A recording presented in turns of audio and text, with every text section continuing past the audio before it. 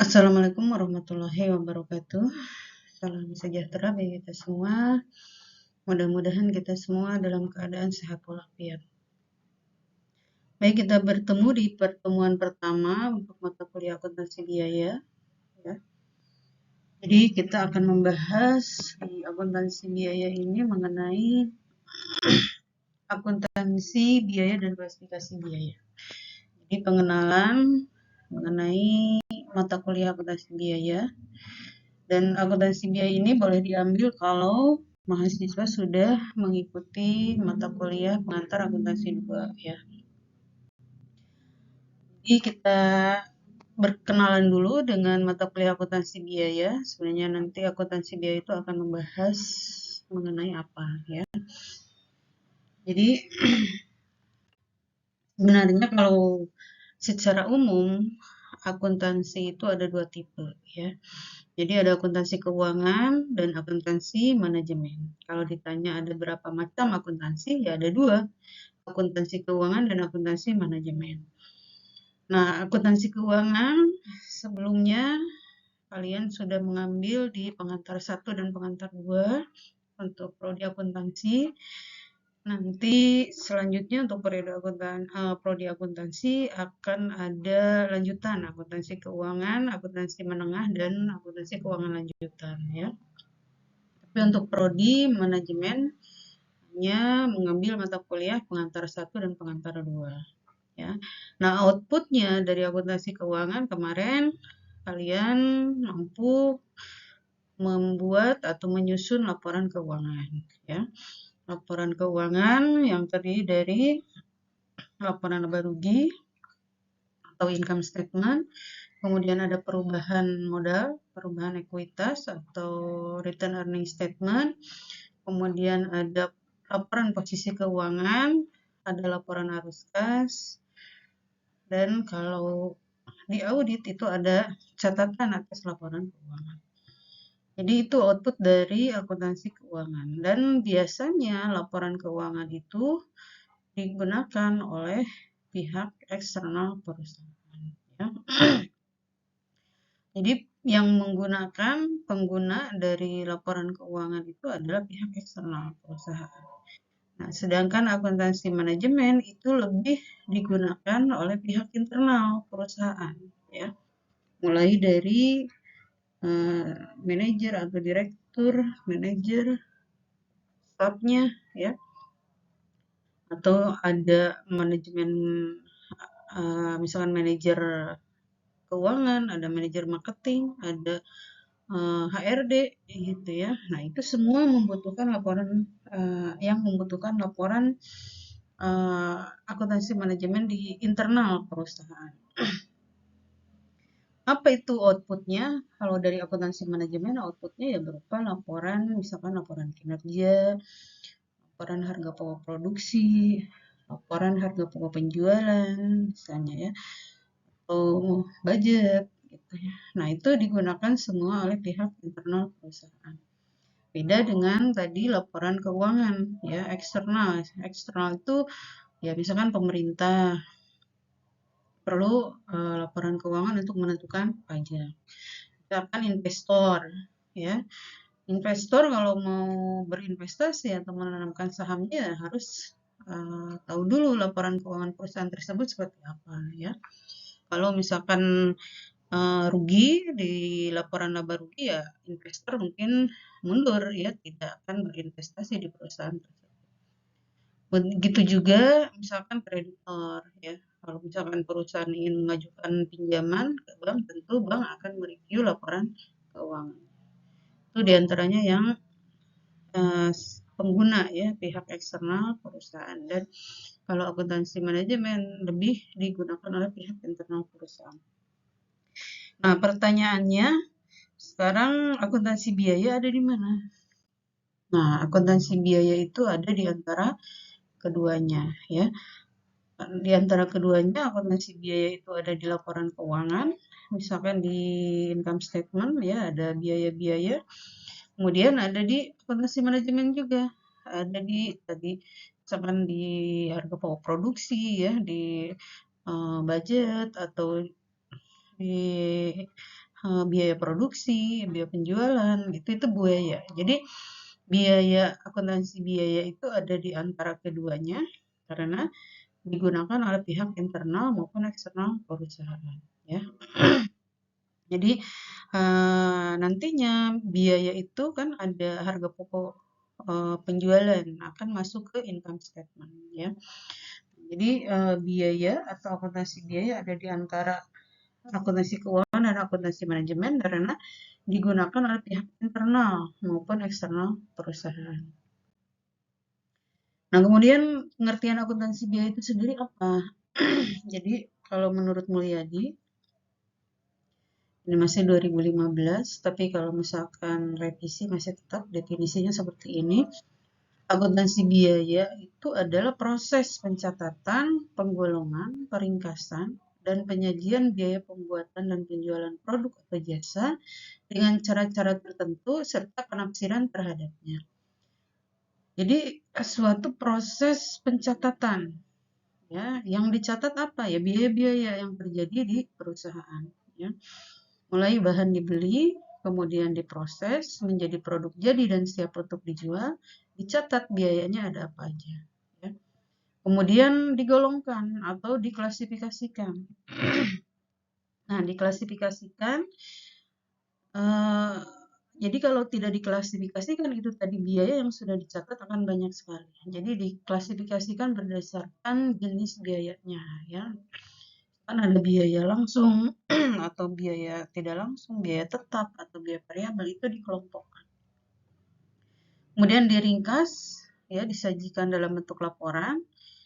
Tadi ada laporan biaya produksi, harga pokok produksi atau harga pokok penjualan, ya. Nah, itu sama. Jadi diidentifikasi atau dicatat, digolongkan, kemudian disajikan dalam bentuk laporan. Jadi semua yang terjadi di dalam perusahaan, mulai bahan dibeli, diproses, kemudian menjadi produk jadi dan siap untuk dijual, itu semua biayanya dicatat. Kemudian disajikan dalam bentuk laporan.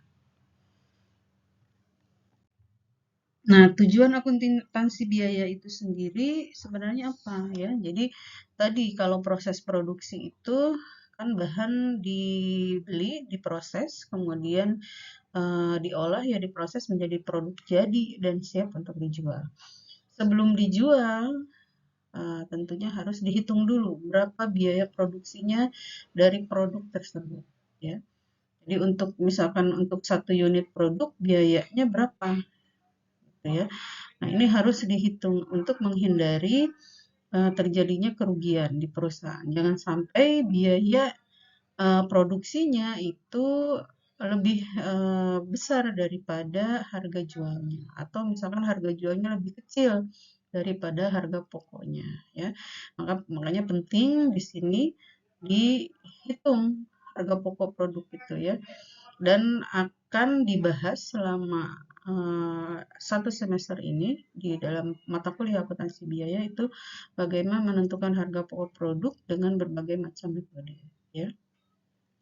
Nah, kemudian pengendalian biaya. Yang kedua, tujuan dari akuntansi biaya itu untuk pengendalian biaya atau kontrol biaya, pengawasan biaya. Jangan sampai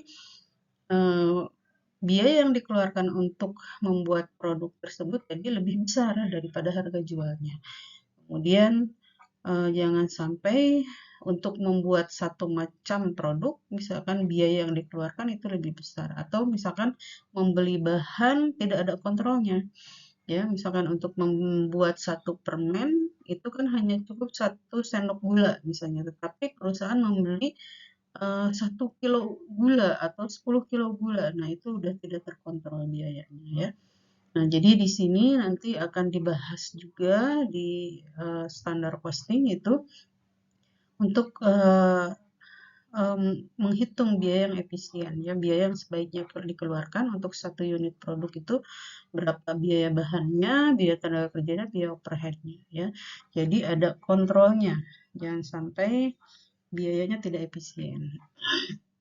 Yang ketiga itu pengambilan keputusan khusus. Jadi setelah dihitung harga pokoknya, kemudian ada pengawasannya, kemudian baru perusahaan bisa menentukan mengambil keputusan. yang ketiga, pengambilan keputusan khusus perusahaan memutuskan atau manajemen memutuskan, ya misalkan dari harganya ditentukan, pengawasan biayanya sudah menentukan apakah atau mengambil keputusan apakah sebaiknya produk ini dijual atau misalkan ada penambahan produk lagi atau mau menambah produk baru atau mau menghapuskan produk yang tidak laku di pasaran, misalkannya manajemen memutuskan gitu setelah semuanya dilakukan, ya harga pokoknya dihitung, kemudian pengawasannya, ya. Sebenarnya pengawasan ini adalah atau pengendalian biaya ini juga sebagai kontrol atau uh, uh, kontrol untuk perencanaan biaya, ya. Jadi kalau perusahaan merencanakan biaya, nah ini harus ada pengawasannya juga atau pengendaliannya juga agar perencanaan biaya tersebut bisa tercapai, ya. Selanjutnya, nah ini konsep biaya, ya. Ada biaya yang disebut dengan biaya, ada yang disebut dengan beban atau expense, ada kerugian. Nah, bedanya apa ya? Biaya dengan beban sepintas sama, tetapi ini sebenarnya berbeda. Dua hal yang berbeda. Kerugian, jadi tiga, kalau ditanya konsep biaya itu apa, ya terdiri dari biaya, beban, dan kerugian. Nah, perbedaannya di sini ya. Jadi biaya itu atau cost itu sumber daya ekonomi yang dikorbankan dengan sengaja atau terencana tujuannya untuk mendapatkan barang atau jasa dengan tujuan di masa depan, ya.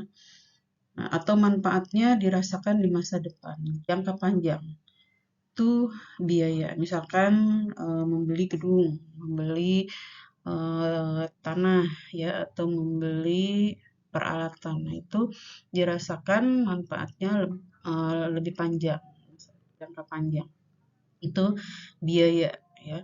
Kemudian ada yang disebut dengan expense atau beban, itu adalah sumber daya ekonomi yang dikorbankan dengan sengaja atau terencana tujuannya untuk konsumsi dalam rangka menunjang operasi. Jadi biasanya dalam operasional itu ya habis gitu ya, tidak jangka panjang, manfaatnya hanya sesaat, misalkan tidak lebih dari 1 tahun.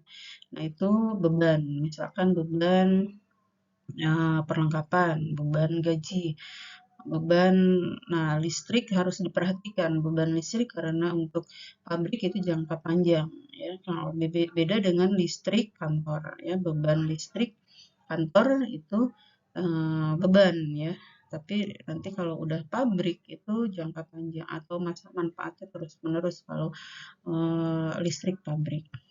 Nah, kemudian ada sumber daya ekonomi yang tidak dikorbankan, tidak disengaja atau tanpa sengaja.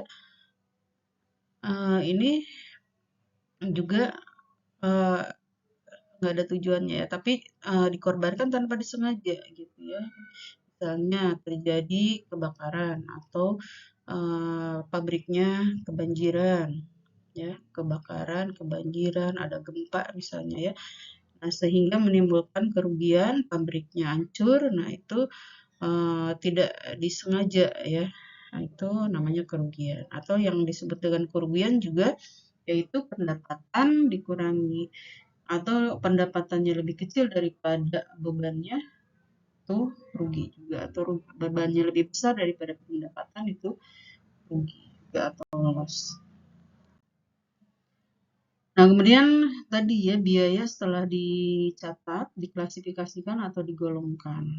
Jadi menurut Yusri ini ada biaya menurut produk, menurut volume produksi, menurut departemen atau segmen lain, periode akuntansi, dan menurut suatu keputusan tindakan atau evaluasi. Nah, menurut produk tadi atau biaya dalam hubungannya dengan produk ini ada dua macam, biaya manufaktur atau biaya produksi atau biaya pabrik sama saja. Kemudian ada yang kedua biaya komersial, ya. Biaya manufaktur atau biaya produksi itu terdiri dari 3 macam biaya bahan langsung, bahan baku langsung, direct material, tenaga kerja langsung, direct labor, dan overhead pabrik. Nah, kenapa di sini yang langsung? Karena yang utama ya, yang bahan baku langsung itu bahan utamanya ya. Kalau misalkan membuat ban mobil ya bahan utamanya karet. Itu berarti bahan baku langsungnya karet tersebut ya. Kemudian tenaga kerja langsung di sini juga tenaga kerja yang terlibat langsung dalam proses produksi ya, punya keahlian langsung bagian tukangnya. Kalau di dalam apa yang ini tuh yang ahlinya, yang punya keahlian. Ya, kemudian ada overhead pabrik. Nah, overhead pabrik ini adalah penunjangnya atau misalkan mesin listrik ya. Itu digunakan untuk pelengkap pabrik atau penunjang pabrik ya. Banyak nanti kita bahas tersendiri lagi ini mengenai bahan baku langsung, tenaga kerja langsung, overhead pabrik. Jadi kalau ditanya biaya produksi ya terdiri dari biaya ini tiga ini ya, bahan baku langsung, tenaga kerja langsung, overhead pabrik. Yang tidak langsung ada di mana? Ya di overhead pabrik ini juga diantaranya bahan tidak langsung. Tadi karena pelengkap penunjang ya. Tenaga kerja tidak langsung seperti mandor, bagian kebersihan atau satpam misalnya security ya ada di overhead pabrik. Ya. Kemudian yang kedua biaya komersial ini terdiri dari biaya pemasaran dan biaya administrasi umum. Ya. Jadi bagian marketing atau bagian gaji menggaji ini ada di biaya komersial. Kalau biaya manufaktur itu yang berhubungan dengan proses produksi. Ya. Kemudian biaya dalam hubungannya dengan volume produksi. Nah, ada biaya variabel, variabel cost, atau biaya tetap, fixed cost, ada biaya semi variabel, mixed cost. Jadi kalau biaya variabel itu biaya yang dikeluarkan yang proporsional jumlahnya dengan kegiatan produksi perusahaan. Ya.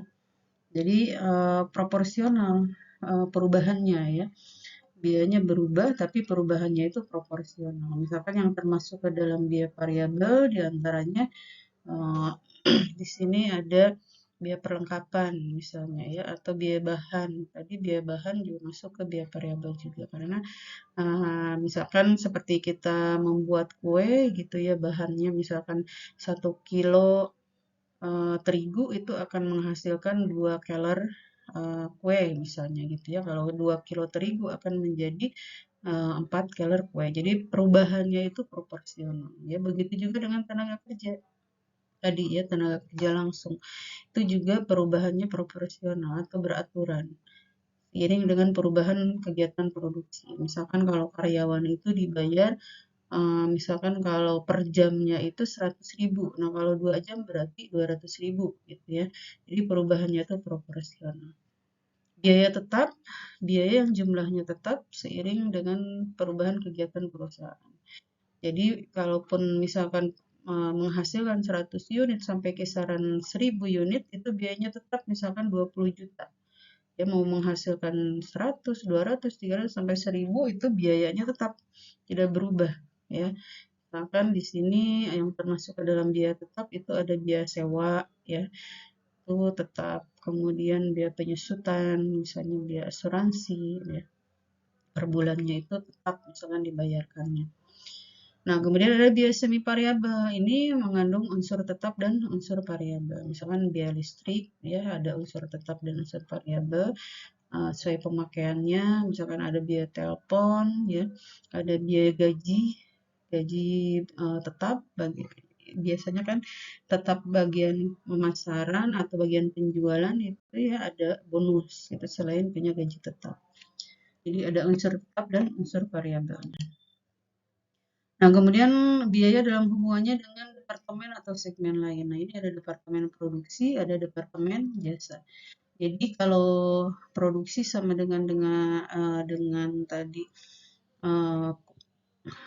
apa yang terlibat dalam proses produksi ya atau biaya produksi tadi ya terlibat dalam proses produksi mengubah bentuk mengolah bahan menjadi produk ya. Tapi kalau departemen jasa itu sifatnya hanya membantu memberikan jasa, tidak terlibat dalam proses produksi. misalkan bagian marketing ya, bagian personalia. Nah, itu tidak terlibat dalam proses produksi. Tapi kalau di departemen produksi, misalkan bagian pemotongan, departemen pemotongan atau perakitan, nah itu mengolah, mengubah bentuk ya, itu terlibat dalam proses produksi. Kemudian biaya dalam hubungannya dengan periode akuntansi ini ada pengeluaran modal, ada pengeluaran pendapatan. Pengeluaran modal, capital expenditure, ini sama dengan cost ya. Jadi masa manfaatnya itu lebih dari satu periode akuntansi ya. Jadi biaya ini yang dikeluarkan lebih dari satu periode akuntansi. Seperti tadi untuk membeli aset tetap ya, membeli gedung, membeli kendaraan, peralatan misalnya. Ini masuk di pengeluaran modal. Kemudian pengeluaran pendapatan ini yang hanya dalam satu periode akuntansi atau kurang dari periode akuntansi. Satu periode akuntansi itu 1 tahun ya. Nah, misalkan tadi yang termasuk ke dalam beban tadi ya, beban gaji, beban perlengkapan, yaitu dibayarkan tiap bulan ya, tidak lebih dari satu periode akuntansi. Ya, misalkan perlengkapan kalau habis ya beli lagi. Itu enggak lebih dari satu. Tapi kalau peralatan itu lebih dari 1 tahun biasanya ya. Itu pengeluaran pendapatan ya dengan pengeluaran modal.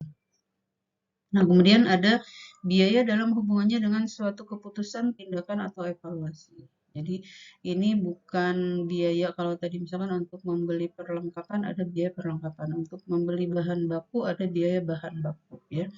Nah, kalau di sini biaya diferensial itu biaya yang berbeda ya. Misalkan ada beberapa keputusan atau alternatif yang ingin diambil oleh manajemen, dari setiap masing-masing alternatif itu berbeda biayanya ya.